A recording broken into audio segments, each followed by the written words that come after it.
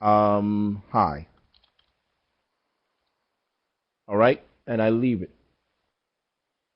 Everyone see how I did that? Robert, in the upper left side of your Adobe window, you'll see a microphone icon. Now, did everyone see what I did with this trend line? Give me a yes or no. I don't know if you guys are going to that site to look at the videos. In fact, yeah, let me click it. I want to see if the link works. Oh, okay. That's the same. Yeah, there's a whole bunch of links for this. All right, good. So I'm there. I know which link that is. Okay. Dave, Daryl, Jem, Bullhamster, Brishu, Apreta. I hope I'm saying that correctly. John, Kimberly, Matt, Michael, Mike Schumann, Moshi, Osmar Lynn, Willie, Zara, um, Kimberly. Did you guys see how I put a definition in that line? Give me a yes or no, please. Let me know. Let me know you're out there.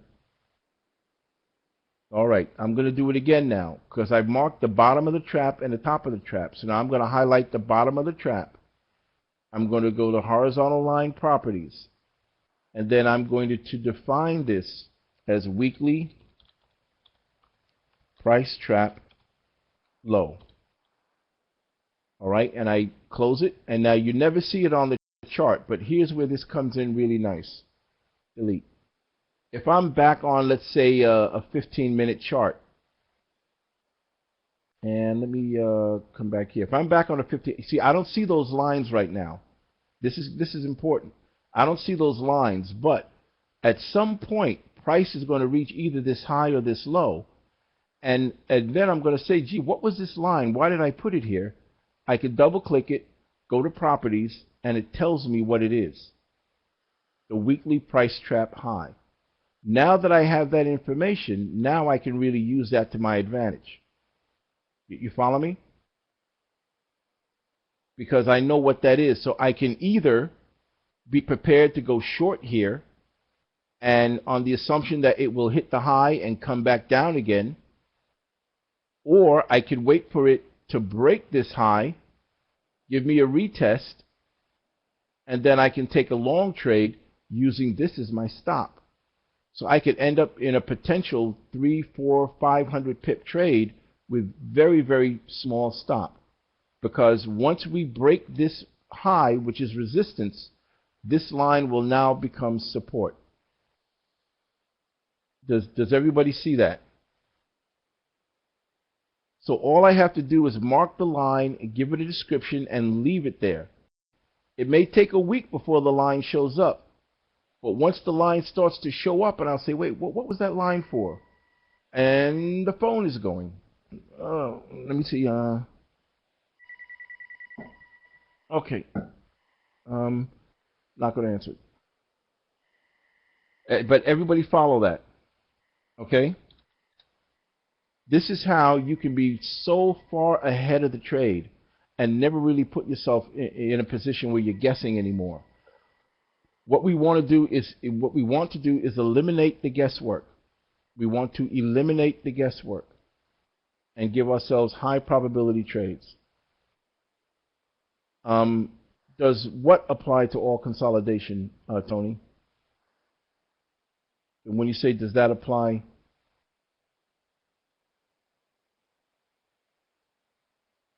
And I'm waiting for Tony to type. Your anticipation to take the market bounce or retest. Well, it applies to every time frame, okay, and it applies to price traps and all the other forms of consolidation. Because if you find consolidation on a higher time frame, you'd like to be able to take advantage of it. But if I said, oh, here's a great one on a 4-hour chart, you may not even come back to the 4-hour chart. You could end up looking at 3 or 4 other pairs and never even come back to see it. You follow me? So by marking it with a horizontal line and then giving the line a description, you could just leave it on the chart. And then as that line starts to creep into the picture, you can go back to it and say, oh, yeah, yeah, yeah.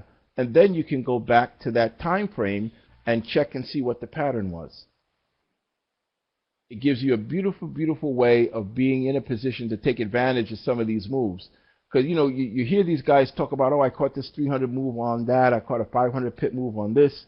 It happens on occasion, but you can certainly set yourself up to never miss one.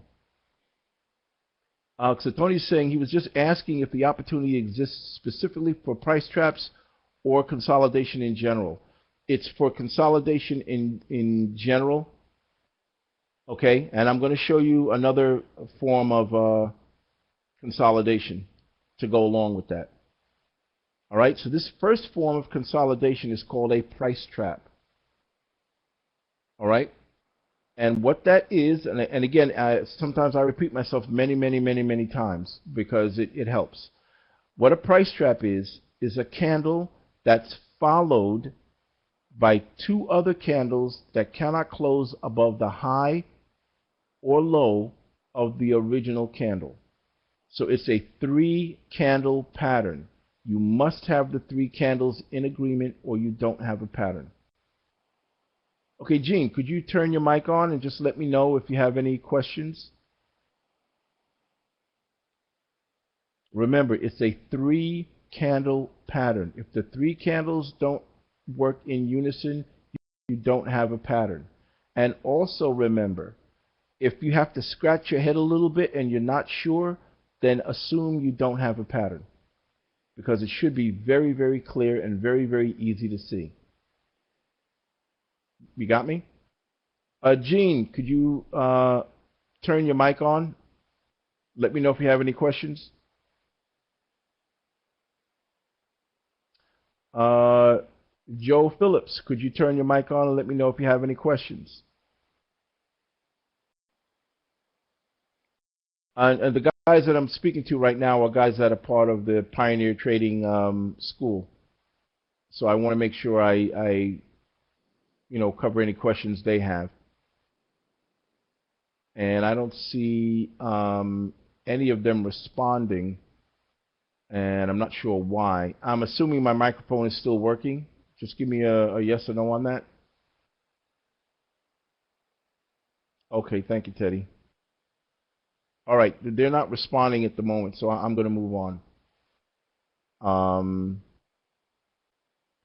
Okay, so keep in mind that the price trap is a 3-candle pattern. You need all 3 candles to work in unison. And they're all over the chart, And I'll just show you a couple more since we landed on this Dollar Chef 15-minute chart. Let's just look at a couple more. And you see here's the candle, and the next 2 candles could not close above this high or low. That's a price trap. Okay. Let's look for another one. Here's one that's a more of an interesting one. That would be this white candle. And you see that these next 2 candles could not close above the high or low, even though it traded beyond it on both sides of this candle.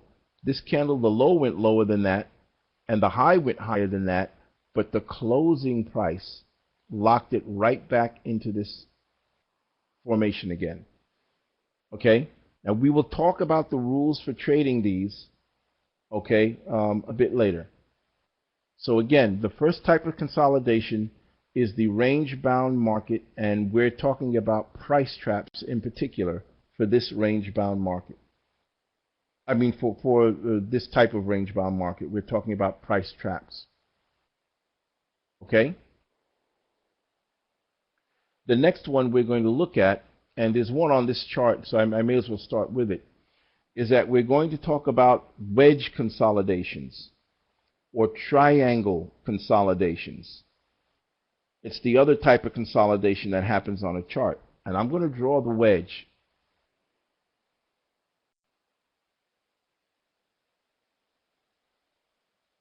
You guys see that? Now, when I draw the wedge, I may skip a candle wick or something like that on occasion. Don't get super technical as to why didn't you draw it right on the top of the candle wedge and all that. I just want you to get the premise first. Okay? Does everyone see that wedge? Okay? Now, wedges take a time to spot, but it's the second type of consolidation, and it's usually the kind of consolidation that indicates a trend change.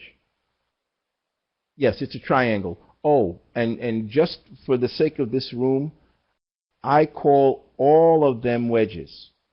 The ascending triangle, the descending triangle.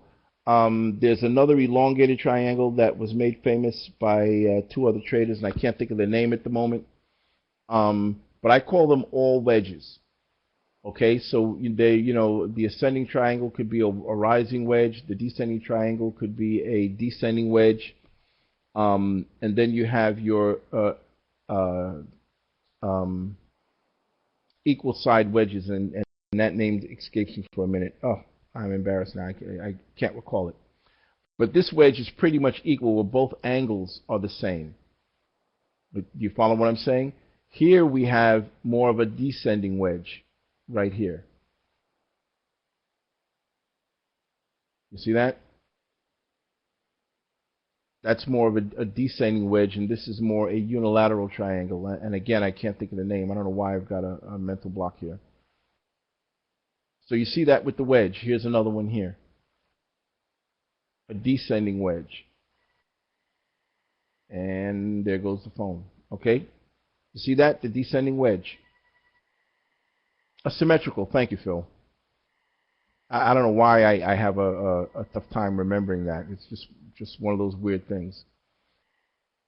Now, J2 is asking, how do we know which direction it's going to go? Jay, we don't know. And we trade it like that. Like, we don't know where any of the next pips are going to go. We don't know where the next tick is going to go. There's absolutely, positively no way that we know which way it's going to go. All right? And that's the best way to take it. I don't know which way it's going to go. I will let the market tell me. When the market tells me, then I will place a trade in that direction. That's always the premise I operate on. Now, the odds are that many ascending wedges tend to go higher. Many descending wedges tend to go shorter. But I don't use that as a hard and fast rule because the market can really, really fluctuate. You get news, you get sudden announcements, you get a bomb going off somewhere, and all of that throws all this wonderful thinking out the window.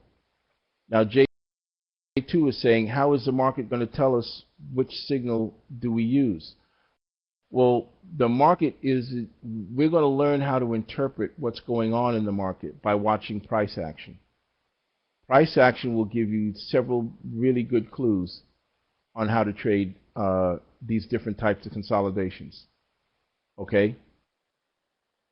Yeah, news can't equal a tape bomb, Daryl. That's a good way of putting it. All right, let me go back and find a couple more wedges to draw for you guys. And again, it's very, very similar. Does everyone agree that that's a wedge based on how I drew it, where you have the lower highs and the higher lows, and I'm just connecting them? Does everybody see that? So Gene is saying, Lou, where do you actually start the construction of a wedge? I will get into that in a minute. All right, I just want to find some others. Now, I'm very, very good at it because I've done it for a while.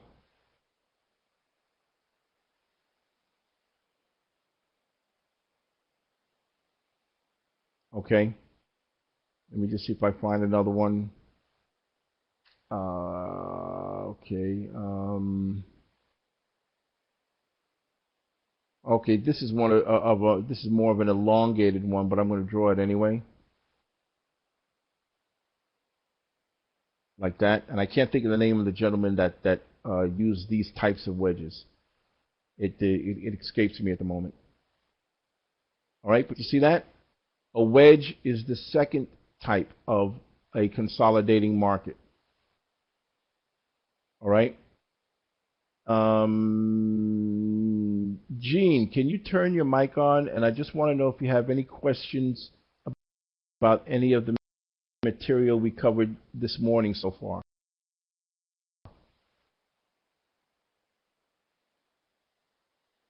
I know you're in there, Gene.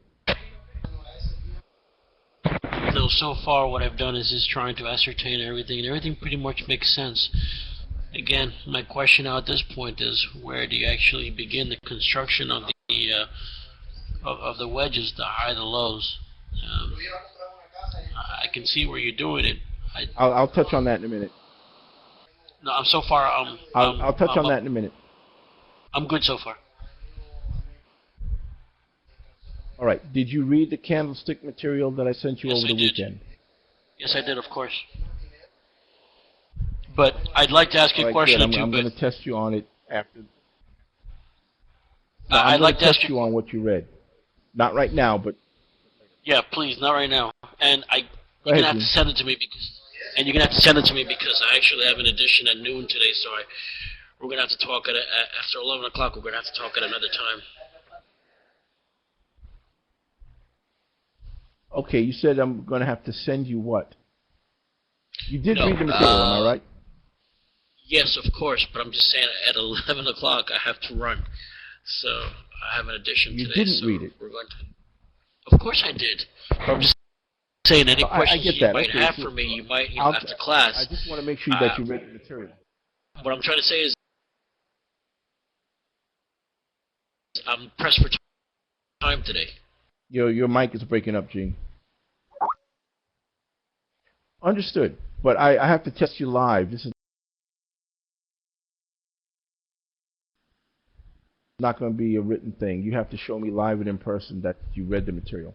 Point to the thing. Lost you, Lou. Work that out privately. Okay. I said we will work that out privately. I have to test you live. I got you. I don't want to send you anything, a written test where you can look up something and cheat. Okay? You're a Hollywood guy. I know how you guys get. I'd be cheating myself. I would be cheating myself, don't you think? Thank you. Probably. All right. So if you could mute your mic, we'll move on.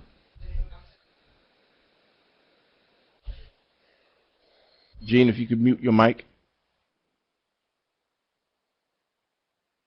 Gene. Okay, I'm going to move on. Okay, wedges are the second type of indecision or consolidation pattern that we'll find. Wedges can also indicate a trend change simply because of how the wedges are constructed. All right? We're going to take the symmetrical wedge first. And what happens with a symmetrical wedge, how you would is you'd pay attention to the highs and then look to your right at successive lower and see if you have a row of successive lower highs that you can connect with a single trend line. And you would do the same thing for the bottom. Do you have a row of successive higher lows that you can draw with a trend line? All right? Now, even though pretty much a candle, I'm really looking at this and this. And then I drag it out and I try to see how many other touches will I find on this same trend line. So you see, this is how I drew this on the bottom. And then on the top, I connected basically this one to this one. In real time, in real time, this may have been what I drew from here to here. You follow me? Now, wedges can be a bit subjective, and they do take a bit of time to, and Mike Schumann hit it on the head. It's a bit of a Picasso thing. And for those of you that were here last week, we did a brief exercise where we looked at a portrait of someone's face that was drawn by Norman Rockwell. Then we looked at another portrait done by Picasso to show you that people want to see the perfect Norman Rockwell picture when they look at the charts, but more often than not, it's a Picasso kind of thing, where the eye might be where the ear is, and the ear may be where, if you understand his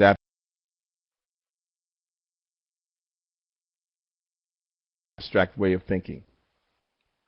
Descending wedges start out with a series, and again, when I say lower highs, I'm talking about the wicks.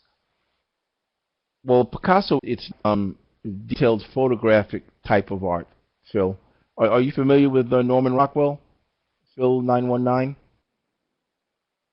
Because Picasso is considered fine art, but it's his interpretation of the human form is different than the kind of work Norman Rockwell. Only since last week, okay. So the descending wedge starts with a series of highs that get lower as price moves into the future. And what happens with a descending wedge is that you have a flat line or a support line where you have 2 or 3 hits on it. On this particular wedge, I drew and this candle wick. Here I have 2 wicks that are just about at the exact same price. And that is a bottom, that is support. And then I will put a trend line across that. And that gives me my descending wedge. Okay? And again, this is a symmetrical wedge. You look at all these highs. This high, lower, lower, lower, lower. You see how they're all cascading down? And then if we look at the lows, you see how the lows are cascading up.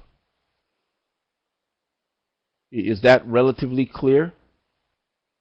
All right? You look at this descending wedge. We have the highs are successively and progressively getting lower, and yet at the bottom you see we have this wick, and actually this wick also. I could bring this trend line up here, and you see we have 3 hits on this price that make a solid straight line across the bottom. And notice that none of these candles, including this one, closed, and I think it was Ron was asking me about the closing price. None of these candles closed below that line. All right. I just want to find an ascending wedge, and just my luck, I moment.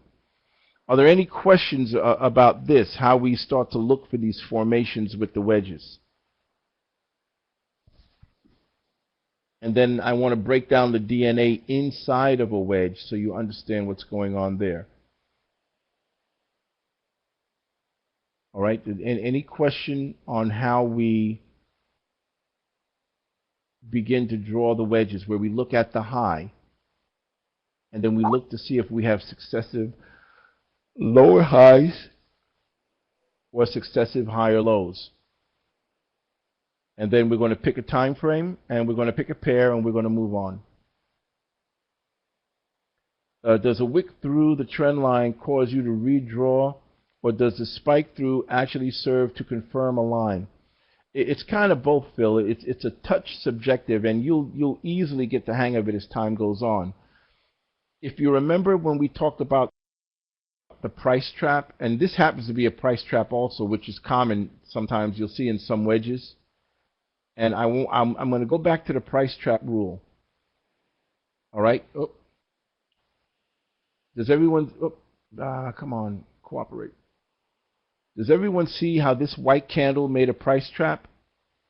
Does everyone see that? And if you remember the rule of the price trap, it doesn't matter how far that wick goes. When the candle closes, is it inside the trap? Doesn't matter how far the wick goes. When it closed, was it inside the trap? Is that clear? Dave, Daryl, Jem, Brishu, Harry, Helen, J2. Okay. So now when I draw a wedge, the same rule applies. It doesn't matter how far out that wick went. When it closed, was it inside the wedge? Same rule applies, because the wedge now creates the same boundary the price trap does. Now, the DNA of the candles inside the wedge. Because remember, every time we look at a pattern, we break it down into the DNA of that pattern. You got me? So we know what the individual, if I told you build a wedge, what kind of candles do you need? You got me? So in a wedge, You need candles that are successively smaller in their average range, all the way to the end of the wedge. And by that, when I say successively smaller in their average range, if we look at the range of the outside of this candle is 8 pips. What are we on? A 15-minute chart. That's 8 pips. The next candle was 6 pips. The next candle was 4 pips. The next candle was about 4.5 pips, but it never broke the bottom of the wedge. The next candle was again 2.9. You see, the next candle, we look at the range from high to low on this wick candle, was 1.5. So you see, the candles get successively smaller in their range inside the wedge all the way to the end of the wedge. That's a lot of wordy stuff. But if I had to build a wedge, then what I would need is a bunch of candles whose ranges from open to close get successively smaller and smaller as we approach the apex. Or another way of saying it is that price action decreases in its range from up and down, from back and forward, or from ping pong to ping pong. The range of the candles gets successively smaller until we reach the end of the wedge. That's the DNA breakup of a wedge. Price action gets successively tighter and smaller. The ranges of the candles from open to close will get successively tighter and smaller until we get to the end of the wedge. Does anyone have a question concerning that? If I had to build a wedge, what kind of candles do I need to build a wedge? And I need candles that get successively smaller in their range from open to close as we get closer to the end of the triangle. Let's go down to this wedge down here. You see one of our initial candles here is a pretty good sized candle. And I'm going to go from open to close. That's 5.5 pips. The next candle is 4 pips from open to close. Next candle is not even 1 pip, a half a pip. The next candle is 3 pips. The next candle is 3.8. And notice that these candles, they're all getting successively smaller than the original candle at the back of the wedge. Do you understand that? They're all candle at the back of the wedge. So if the back of the wedge has an 8 pip candle, let's set a 5 pip candle, the majority of these candles, as we head closer to the end of the wedge, from open to close, these candles will get smaller. Does everybody grasp that? If you do, please just type a Y or an N if I need to go over it or amplify it a bit for anyone. Okay, I know it's a lot of words for a definition, but if you look at the wedges, you'll see that what I'm telling you for the most part is relatively true. We look at the back of this wedge here, like the whole back of this wedge here is pretty big, like 9 pips, but we'll go with this candle. And this was 3.9. The next candle was a little bigger because we had some room in the wedge for it. That was 4. And then this next candle was 1. Then the next candle was 1.7. The next candle was 1.2. The next candle was 1.1. But you'll notice that once we started here at the back of the wedge, these candles all from open to close were smaller than the original candle at the back of the wedge.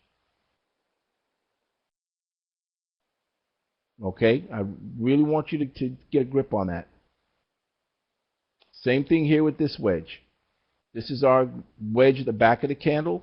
I won't use this giant one because that's, a bit of an aberration. But if we take this one is 9, let's say 8 pips. So when a wedge forms, every candle in this wedge, for the most part, is going to be 8 pips or smaller until we get to the end of the wedge. And I think you can just see that by eye. If we look at the open to close, and we look at the open and close of every other candle, they're all smaller than this one, and their range is getting successively tighter and tighter and tighter till we get to the end of the wedge. Any question on that? So that's the DNA, the breakdown. If I had to build a wedge, what would I need? I would need candles that get successively smaller in range from open to close as we get closer and closer to the end of the wedge. All right? Price traps. DNA of a price trap. We explained that. What I need, if I had to build a price trap, it's a 3-candle formation. I have to have 3 candles to work in conjunction to make an effective price trap. I need the original starting candle, and then I need 2 candles. Doesn't matter how much the wicks are, doesn't matter how much the bodies are, but I need 2 candles that cannot close above the high or low of the original candle. So if I had a box of different candles, Helen, build me a price trap, you'd automatically know that you need 1 candle, and then you have to find 2 candles in that box of candles that can't close above the high or low of the starting candle. That's how we break that down into the smallest possible elements. Are there any questions at all on that?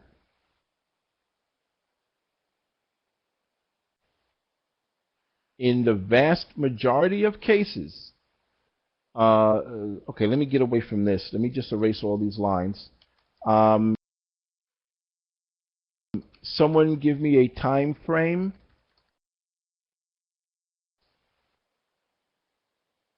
And again, these wedges and repeatable. That's the other thing I want you to see. They're consistent and repeatable. Oh, here's an ascending wedge. I couldn't find one before. Here's one here. And I want you to see how I'm picking this. I'm picking this line here because I've got 1, 2, 3, 4, 5, 6, 7, 8 hits at this price and nothing closing above it. Do you follow that? And yet the bottoms all made successively higher lows. Do you see that? That's an ascending wedge. Okay? Okay, Tony is saying pound Aussie H4. Is that good with everybody? Give me a yes or no. All in agreement here. Pound Aussie H4.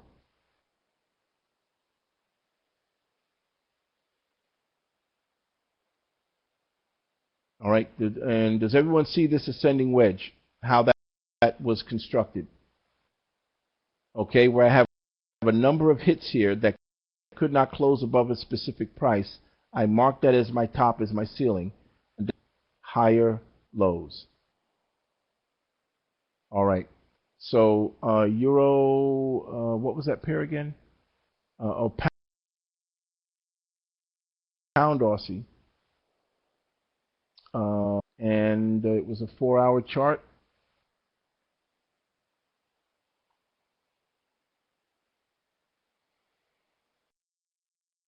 Okay. Oh, look at the money on this chart. Wow. I have to trade some of these exotics. They would. Okay. Where are we, gentlemen and ladies? In the overall scheme of price action, where are we? That's the first question you got to ask yourself. Where am I?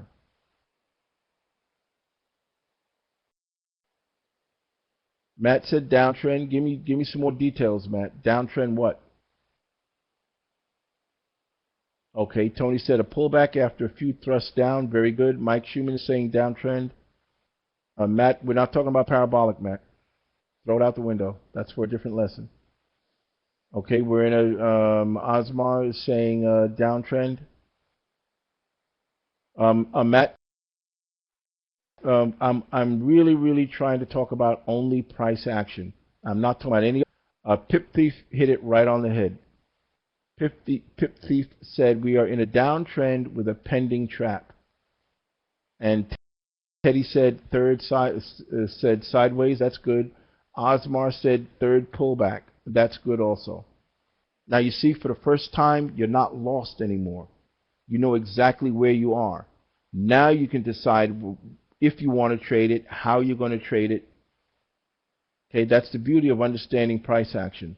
Understanding those 4 Legos I talked about a couple of days ago. Okay, we're not in a price trap yet because this current candle has not closed. Do you understand that, Oz? This current candle has not closed. Now, on this price trap, this potential price trap, I want to point out something. Right now, this is the potential price trap.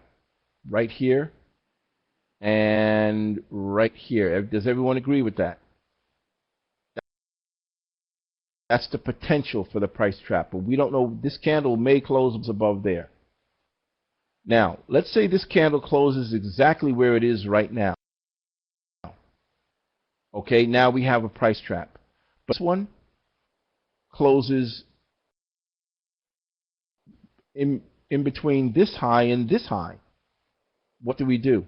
If that's the case, if the candle after this closes inside of this, then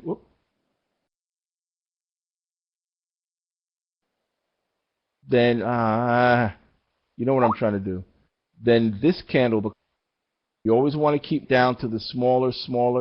Do you understand what I'm saying? We only draw this if this candle closes inside and the next one closes inside. You draw a new trap. Yes, Pip Thief. Absolutely correct.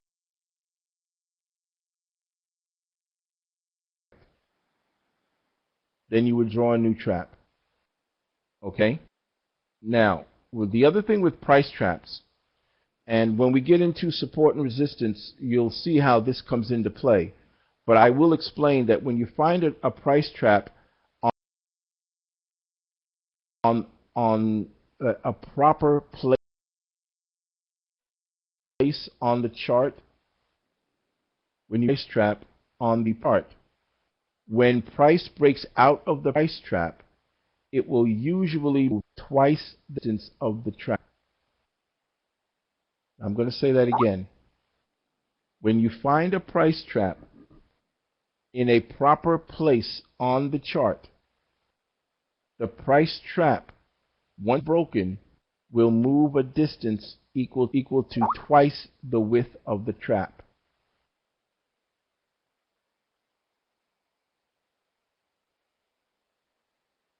Okay, George is saying let's go on a smaller time frame on same pair to check what happens there. We can do that in a second, George. I just want to make this point. Okay, if we have a big price trap, and if inside this big price trap we get a smaller price trap, that smaller one becomes the new price trap. And when we find a price trap at the proper place on the chart, once price breaks out of the trap, it will move a distance equal to twice the width of the trap. I'll give you an example here. Here we have prior resistance here. You see all of these? Look at all the hits we had on this line here. You see that? All of these hits, but nothing could close above this high. And when we do support and resistance, you guys are going to, I'm trying to figure out how to get you guys to practice drawing support and resistance. And also, yeah, it would be a nice stop, a nice tight stop. But you see, we have all this ceiling right here. You see that? Everybody see this ceiling? Can we agree that this is generally a ceiling here, where we have all these candle wicks, but nothing can break above that high? Now, shortly after that, we have a price trap. right there. And the price trap happened at a proper place on the chart. So our bias on this price trap is going to be short. This is one of several ways of trading a price trap.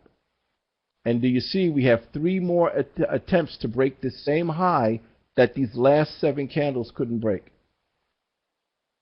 Does that make sense to everyone here? And please give me a yes or no, because I don't want to move on if you're not sure.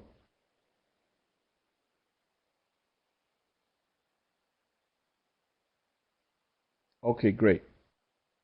So this price trap occurred at a logical place on the chart. In this particular case, it was prior support.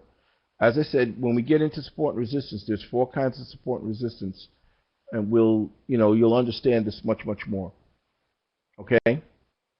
A simple way to trade this would be to trade at a close below the price trap.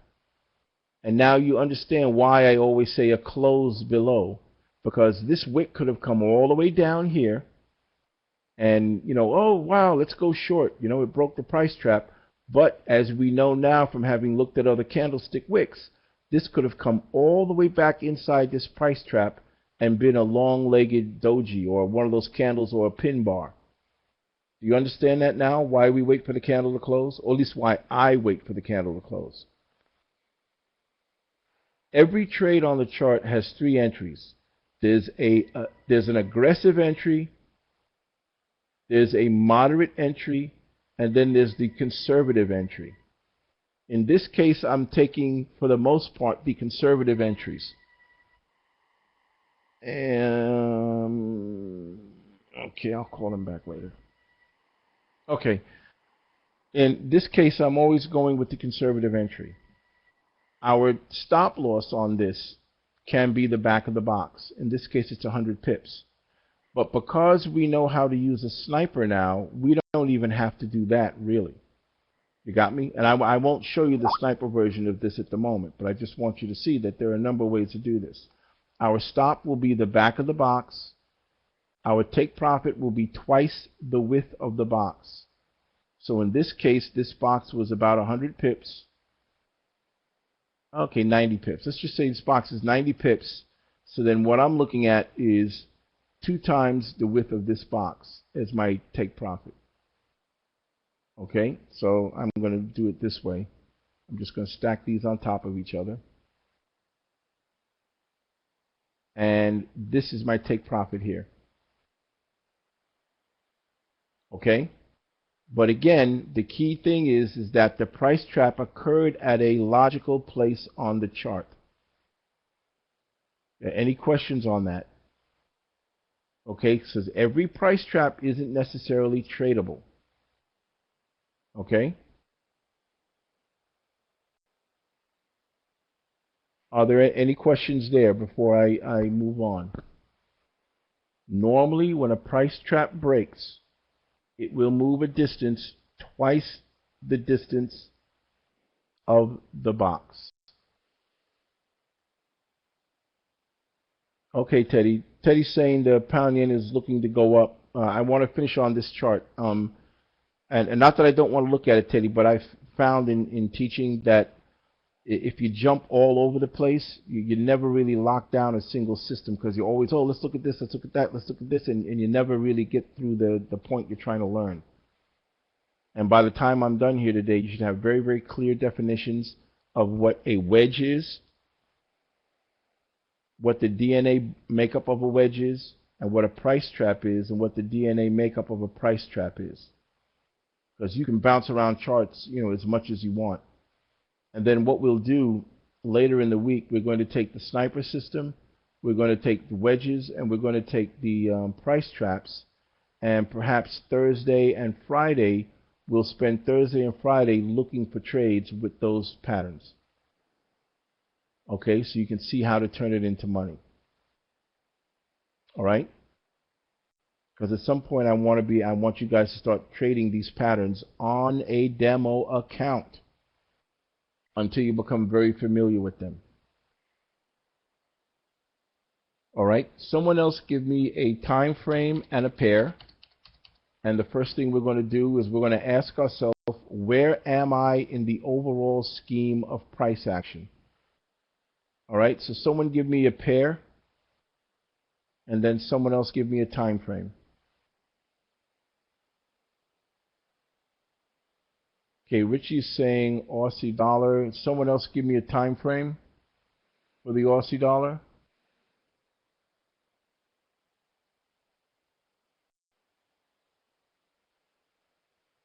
Brishu. Okay, Daryl popped in with 1 hour. So we're going to look at an Aussie dollar 1 hour. Our first question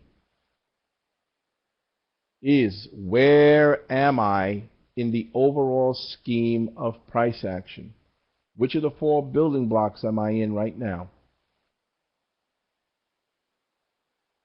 Oh, Brishu said 30 minute. Yeah, Mike, we are in an uptrend, but I need more detail. Tony's saying consolidation, wedge, very good.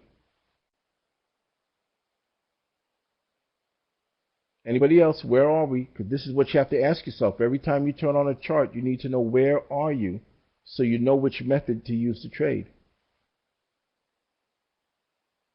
Okay, Rich is saying sideways. Harry, I saw you start to type, Kimberly. Don't be afraid. Type your answer. Rising wedge, consolidating wedge. Okay, good. Okay, good. All of those are correct. Now it's a matter of which pattern do you like to trade. So for instance, if you're more comfortable with wedges, this is what you would see. And I want you to see I'm drawing this wedge here. Now this candle's not finished yet, but I'm drawing it because 1, 2, 3, 4, 5, 6 times we've hit this line and we have not been able to get through it. You see that? So if you're comfortable with wedges, this is what you would be looking at. And you're all correct. Now the complete answer is I'm in an uptrend that's currently consolidating. Got it? You're in an uptrend that's currently, and when I say current, I'm looking at the last 8 or 9 candles. Now, if you like the price trap, then this is what you're looking at. And one is not better than the other. The big question is, which one are you more comfortable with? That's the key question. Which one? Now, this would be the price trap right here. Come on. I don't know why this thing sticks sometimes. I'm trying to move this up to the. You know what? Let's just start over. This is the price trap. It would be this candle and this high and this low. See that? Everybody on board with that? Now, what happened inside this price trap? We actually made another price trap. Okay, Tony. All right, thank you for that, and we'll see you tomorrow. Inside this large price trap, we formed another smaller price trap. That's this white candle. So now what we do now is we bring everything here.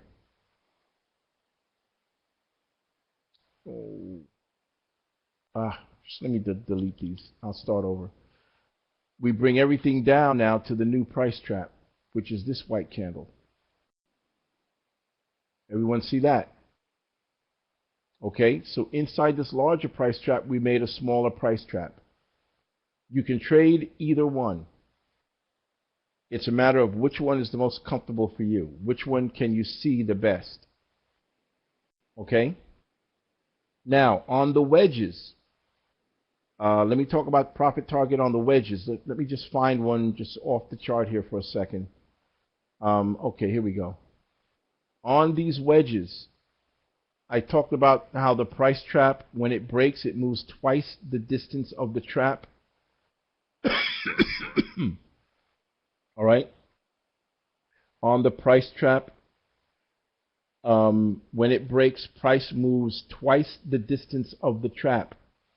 On a wedge, And this goes back to JS, his question about how do you know which way it's going to go.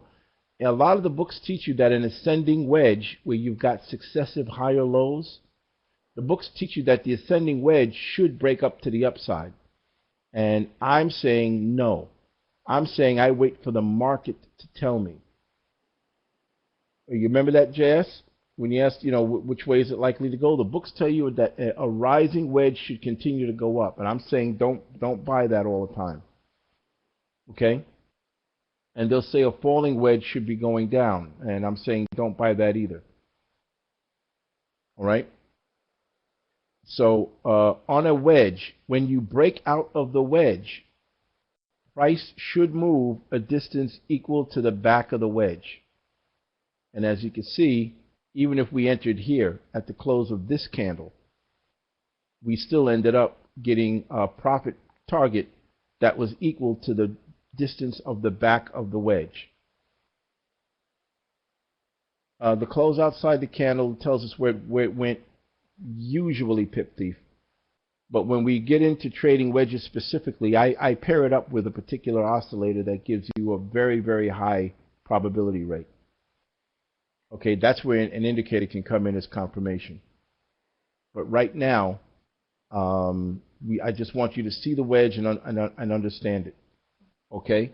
And if we go back to the definition of a wedge, you measure the distance from open to close of the back of candle, and you'll see that after that, not another candle equals this width.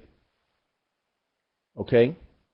The candles get successively smaller and smaller until we get to the apex of the point of the wedge. Okay? Ron, I could measure from the breakout point, but I'm trying to be very conservative, and I'm trying to be very, very realistic. Okay? Now, Ron is apparently a more aggressive trader. He said I should have measured it from here. Okay?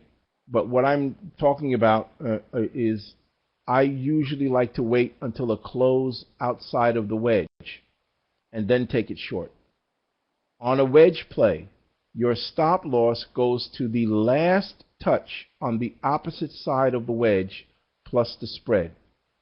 So here, my stop loss would be, and this is a huge stop loss, would be 50 pips.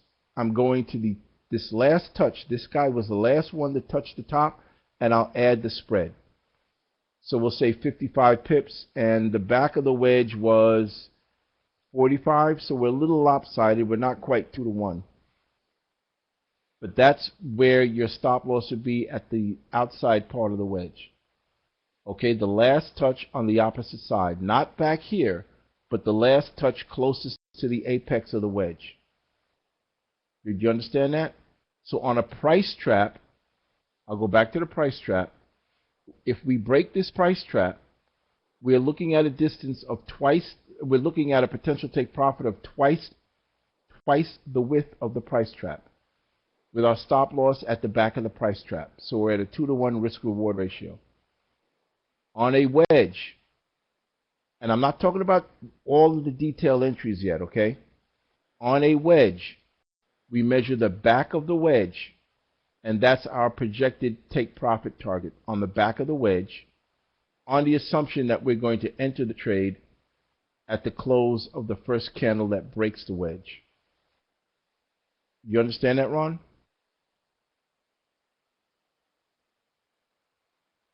Okay, price traps, rich price traps do not usually fake you out. If you, and what I said earlier might have got by you, a price trap at the right location on the chart. Okay, a price trap at the right location. You know, every price trap, as I said earlier, is not tradable. But I want you to be able to see them so you can recognize what they are when they show up. Okay?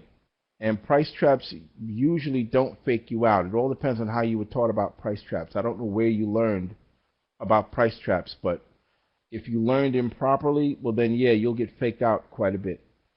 And the same thing goes for the wedges. They say that the wedges fake you out a lot. And usually they don't, if you have a properly drawn wedge at the right location on the chart. That's the key. It's about real estate now. Location, location, location. That's what it's all about. Location, location, location. Okay? Now, I'm going to go back to Ron's question. This is a 1 hour chart. We might be able to get away with this. Let me just see. I want to, let me take off this price trap. Delete. I want to get rid of this, but I want to keep the other ones. Delete. Okay. We might be able to get away with this. And let me do this.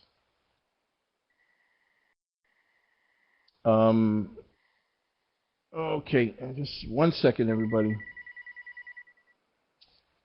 I'm a busy man today. I'm popular today with the telephones. Okay, so what we're looking at here is we're on a 1 hour chart. We have our line in the sand. Okay, we want to break this trend line. We want our the smallest stop possible. So in this case, let's say from here to here, obviously it would be a 50 pip stop. How can I get into this trade using a much smaller stop? All right, and I'm looking at a potential 40 pip take profit. I'm in a 1 hour, so let's go down to a 5-minute chart. And let's see if we can find that wedge. And again, this goes similar to the sniper. Yeah, we were on a 1 hour, so we got to go back quite a bit. Here we go. We got lucky. Okay. So this box marks that area where we were talking about. Now that we're on a 5-minute chart, now we see we have our close below here. Let me just open that up a little bit. Now we're on a 5-minute chart. Okay. Now, if you remember how these thrusts work, we get like 5 candles, 3 to 5 in a row, and then a pullback. So here's our 5 candles. 1, 2, 3, 4, 5, 6, 7. This went quite a number. But here we can either enter at the close below the trend line, put our stop at the nearest swing high, which would be here or here. So now we're talking a 10 pip stop.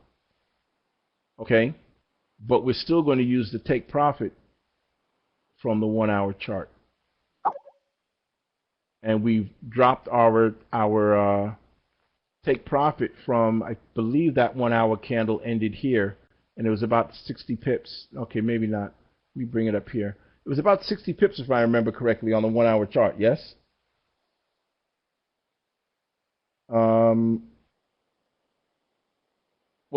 Matt, so the close. What do you mean by so close below the trend line? Okay, Matt, not completely. I'm just giving you an example. There are several ways of doing this. But on the 1 hour chart, our entry would have been 60 pips. And yes, we did make the 60 pips as we saw.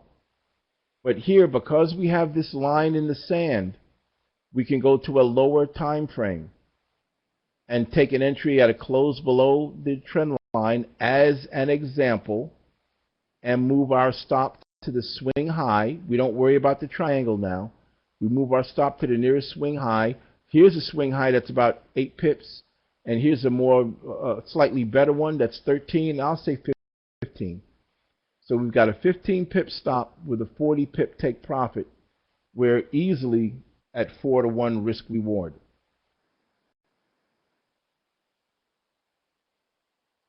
Oh, I understand, Matt. I understand. Matt's saying sometimes the way he writes the text, by the time I read it, it doesn't translate comfortably to what he's trying to share. And Phil is saying context is more important than entry trigger. Correct, Phil. And what I believe Phil is saying is that the idea of using this as a line in the sand is more important than how you enter the trade. If you've got a favorite trade entry, use that. Now, and I'm going to go into 3 types of entries. The risky, aggressive entry would be as soon as you trade 1 or 2 ticks below this line, you're in. So this right here in this candle wick would be the aggressive entry. Okay? The moderate entry would be to wait for the pullback wait for price to come back and touch the pullback and enter the minute we get a touch on the pullback is a moderate entry. A conservative entry would be wait for price to pull back, test the trend line, and then enter one tick below the swing low. So you see we have aggressive entry, moderate entry, and conservative entry. All trades have three ways to get into them. Okay, it's a matter of which way you're more comfortable with. And again, my premise is not to tell you that trade this system. I really do not believe in one system fits all. I just don't believe it. But what I will tell you is knowing where to place your trade, where to start, can make any system far, far more accurate. And if we look inside this wedge, you see the bigger wedge? If you look inside the bigger wedge, we even have a smaller wedge. Everyone see that? So inside the bigger wedge, we have a smaller wedge. All right? I just wanted you to see that. I'm not going to talk about trading it or anything. But you see how. Okay? So we know potentially how far it'll go. We want to enter at a close below the trend line, the bottom trend line of the wedge. We can trade it on the original chart, on the 1 hour chart. If we can handle that 60 pip stop, do it. If you're good with that, go ahead and do it. I'm simply suggesting waiting to take a trade on a lower time frame at that same strike point, that same attack point. And to show you another trade entry, I'll just throw this up just as a, here we have another 1, 2, 3 entry here. Here you put your 1, 2, 3 up. Okay, and then at a close below this low, then this right here, 5 pips would be target number 1, 10 pips would be target number 2, the third target would be target number 3, and on a 1, 2, 3 entry, you would have your stop loss would be at the 3. Okay, so your stop loss would be 5 pips. Your first take profit would be 5, second take profit would be 10, third take profit would be 20. That's another way of getting into the trade. It's got nothing to do with what we talked about.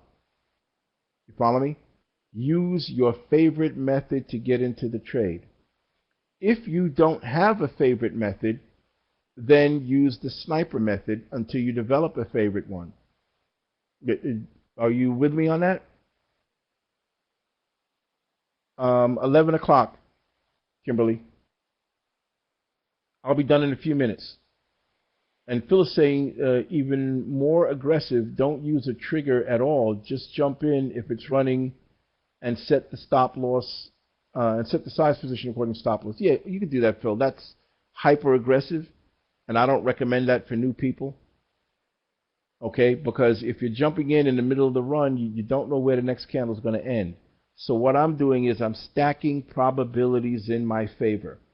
How many probabilities can I stack in my favor and keep myself safe and keep myself profitable?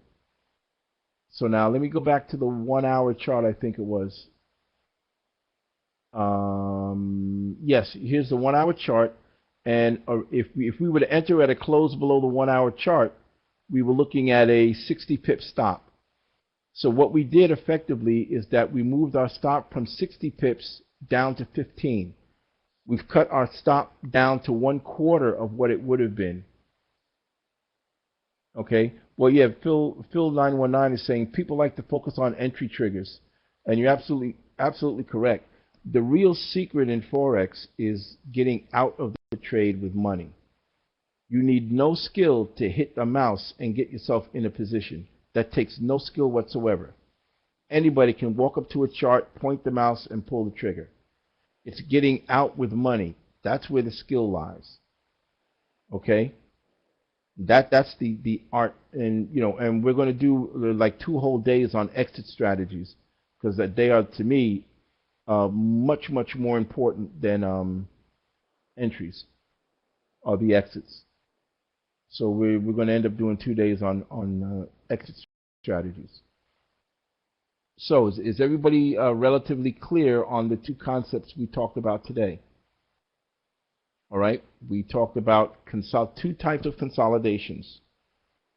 Tomorrow we'll go into two more, and those will be bull flags and bear flags. And I'll just show you, this is a bull flag here. And what you'll notice is that price bounced back and forward in this range. You see that? And why they call it a flag, if you can imagine this to be the flag pole, and I'll slide this over. This move from here to here was the flag pole. This is the flag. And generally, once we break the flag, it should move a distance equal to the flag pole. But we've got to break this down and understand it the way we understand all the others. So the other two types of consolidations are bull flags and bear flags. Okay, so we'll touch on that a bit tomorrow. So today we talked about consolidations, a couple of types of consolidations. In particular, we talked about price traps. And those are, a price trap is a candle followed by two candles that cannot close above the high or low of the original candle. It's a three-candle pattern. All three candles have to work in unison.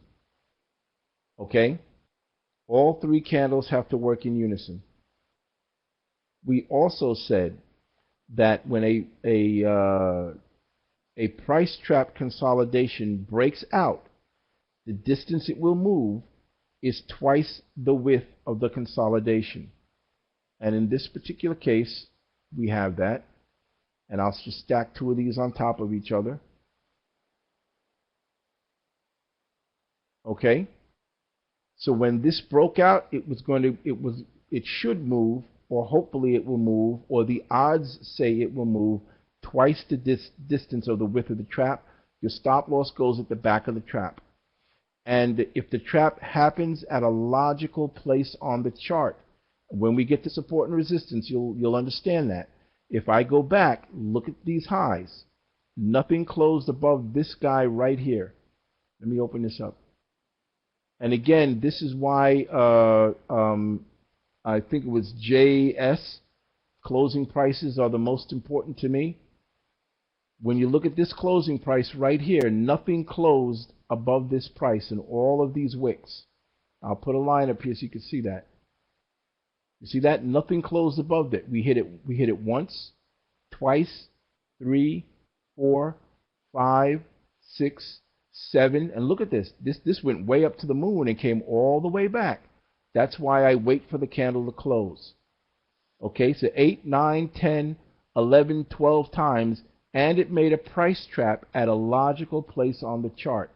When this price trap breaks, it will usually move twice the distance of the width of the trap. But again, it's location, location, location. That's important. Location, location, location. We also talked about wedges. Okay? Ascending wedges and descending wedges. How you would start looking for a wedge is you would look for a series of successive lower highs or successive higher lows. In this case, we have higher lows right here, yet when we look at the top, we've got all of these candles that could not get above this high. So this is where I would draw the top of that wedge. Again, it's a bit subjective, and we will learn how to do this. Okay? Let's look in this particular situation. We have this group of lower highs, and then we have 1, 2, 3, 4 candles that could not get below these lows. See that? Oh. Everyone see that? 1, 2, 3, 4, and I look at the closing price. What was the closing price where they couldn't push any farther? And again, when these wedges break out, they should move a distance equal to the back with the back end of the wedge. When this broke out, should move a distance equal to the back end of the wedge. So now we see that these wedges are a form of a consolidation pattern. That's the back end of that wedge. And this is the back end of this wedge.